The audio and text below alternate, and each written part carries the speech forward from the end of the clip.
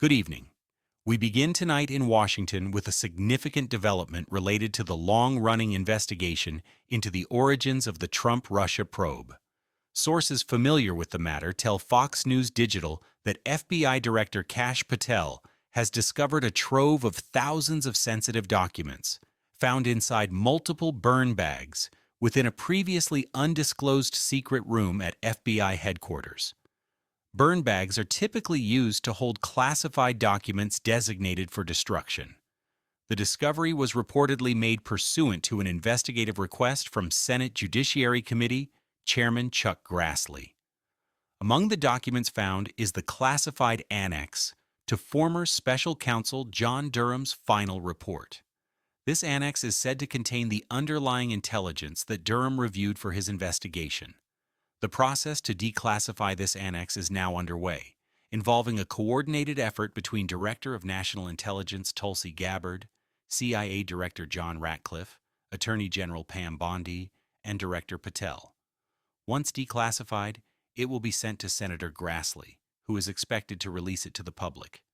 Sources briefed on the contents of the annex claim it contains credible intelligence from foreign sources indicating that the U.S. intelligence community was aware that the FBI would play a role in promoting the Trump-Russia collusion narrative.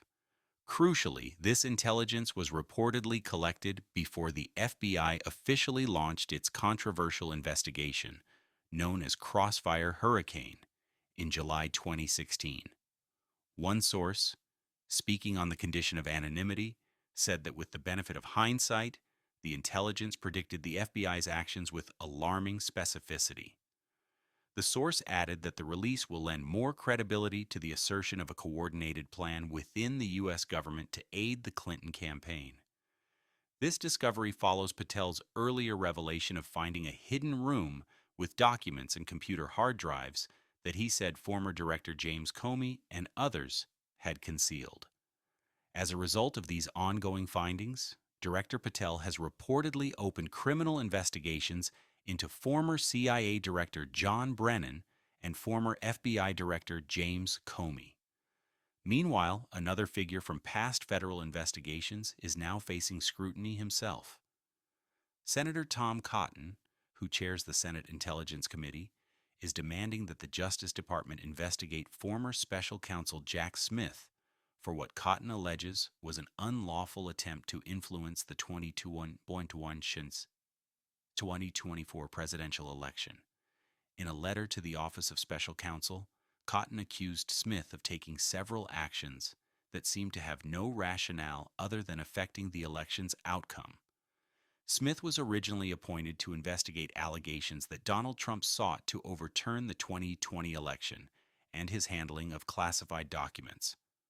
Cotton points to 4 specific instances, including what he calls an effort to fast-track the trial related to the 2020 election probe, with jury selection slated just 2 weeks before the 2024 Iowa caucuses.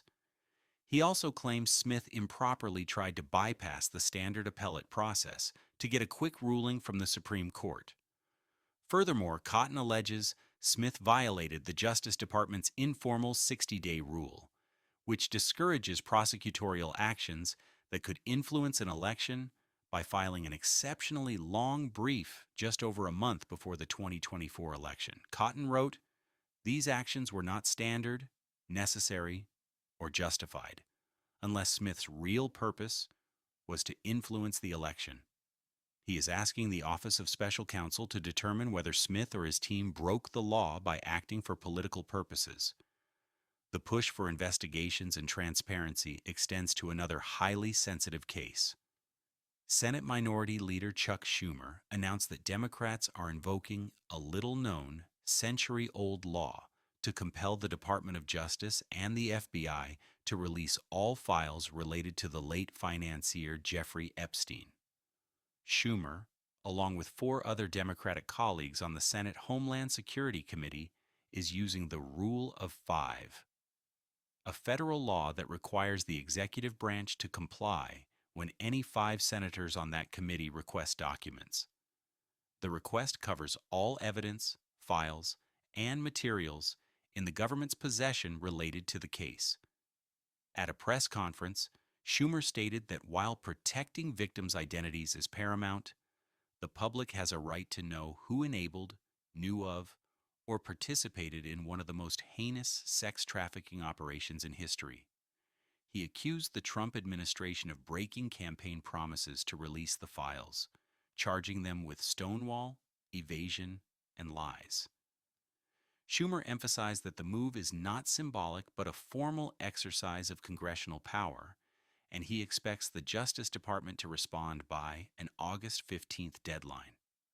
This action follows his recent call for the FBI to conduct a counterintelligence threat assessment on the Epstein files to determine if foreign adversaries could use the information to gain leverage over American officials.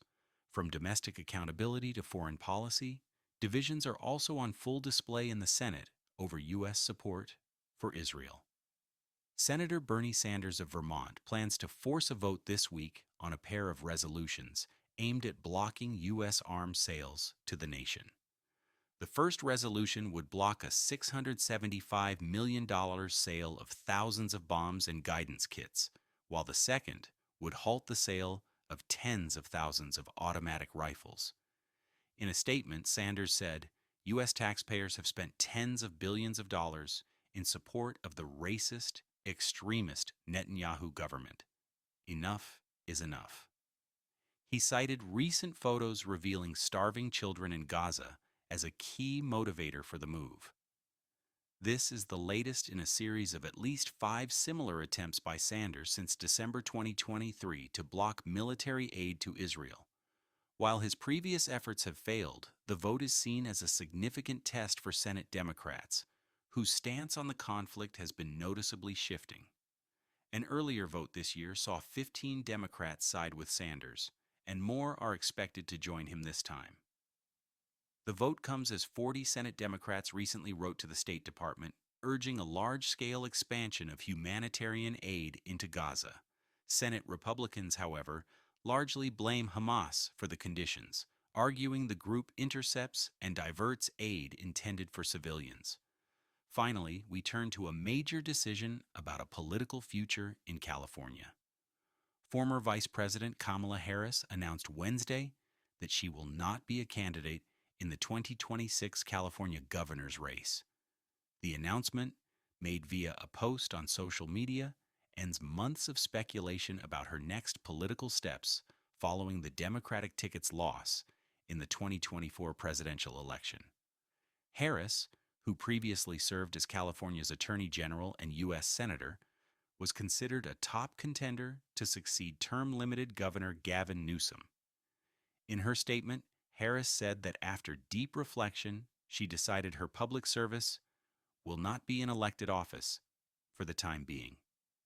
Her decision immediately reconfigures the 2026 Democratic primary, potentially clearing a path for other prominent figures like Lieutenant Governor Eleni Kounalakis and Attorney General Rob Bonta.